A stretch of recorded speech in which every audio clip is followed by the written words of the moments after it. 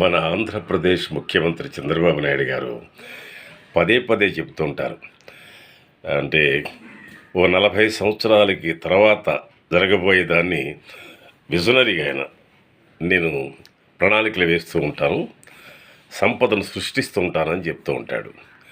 మరి ఏం సంపద సృష్టిస్తున్నాడో నాకు అర్థం కాదు. కానీ మరి ఆయన మాట్లాడుతూ రాష్ట్ర ప్రభుత్వానికి వచ్చే ఆదాయం మొత్తం మీ జీతాలకే సరిపోతుంది, ఇక కేంద్ర ప్రభుత్వం ఏదైనా సహాయం చేస్తుంటే నేను తెచ్చినటువంటి అప్పులకి సరిపోతుంది, వడ్డీ కట్టడానికి అప్పులు అలా మిగిలిపోతున్నాయి.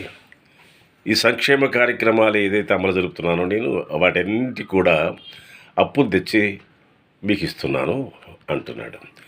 మరి మీరే చెప్పారు కదండి, 40 ఏళ్ళు తర్వాత ఏం జరుగుతుందో విజనరీ నాకు ఉందని చెప్పేసి, అలాగే సంపద సృష్టిస్తానని చెప్పేసి, మరి ఆ విజనరీలో మీకు కనిపించలేదా అండి? దీనికి రాబడి ఎంత, మన ఖర్చు ఎంత పెట్టాలి అనేది మీకు తెలియలేదా? సంపద సృష్టిస్తారన్నారు, మరి సృష్టించలేదేమండి? అప్పులు చేస్తున్నారేమిటి? అంటే ఇప్పుడు జిమ్మిక్క ఇది ఎగదొబ్బడానికి మళ్ళీ ప్రజల్లో చర్చ పెడతాకు మీరు ప్రయత్నిస్తున్నారా? అయ్యా, మీరందరూ కూడా మరి కోటాను కోట్లు, వేల లక్షల కోట్లకి వెళ్ళిపోతున్నారు సంపాదనలో. మరి అదే ఎలాగొస్తుంది? మీ మంత్రులు మీరు విమానాల్లో తిరగడానికి, మీ జీతాలు పెంచుకోవడానికి ఎంత డబ్బు ఖర్చు పెడుతున్నారు, అదేలా వస్తుంది చెప్పండి? కాబట్టి ఇవి మీరు మమ్మల్ని మోసం చేయడానికి మాట్లాడే మాటలే ఇవి. మీరు తగ్గించుకోండి ఖర్చులు, మీ లగ్జరీ తగ్గించుకోండి, మీ సంపాదన తగ్గించుకోండి. దోపిడీ పీపీఐ అంటారు ఏంటంటే పీపీపీ విధానంలో ప్రైవేటైజేషన్ చేస్తారు మీరందరూ కూడాను.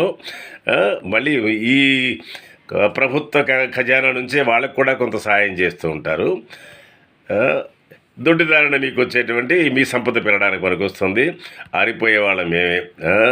గరికిపాటి వారి చేత కూడా చెప్పించేవారు అంటున్నారు ఏంటండి? బహుశా అదే నిజమంటారా ఏంటి? గుడ్డు భోజనం కూడా పేద పిల్లలకి ఎగదొబ్బడానికి ఇదే ప్లాన్ ఇదని అంటున్నారు చాలామంది. మీరు చూస్తున్నాం కదా, మీ ఫేస్బుక్లోను యూట్యూబ్లోనూ వస్తూ ఉన్నాయి. ఒక మంచి ఇదన్నమాట మీ విజనరీ ఏంటంటే నమ్మించి ద్రోహం చేయడం, ఏరు దాటిన తర్వాత తెప్ప తగలేయడం. దానికి అందమైన భాషలో మీరు చెప్తానుకుంటున్నారు, అందరినీ కనిపెట్టేస్తున్నారు సార్ మీరు.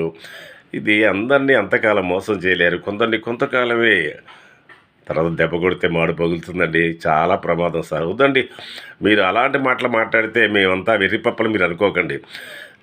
మీరు చెప్పే మాటలను బట్టి ఎంత ఇర్రాడినా మమ్మల్ని ఇర్రాడు అనుకుంటూ మాట్లాడుతున్నాడు కాదండి, గ్రహిస్తున్నారు.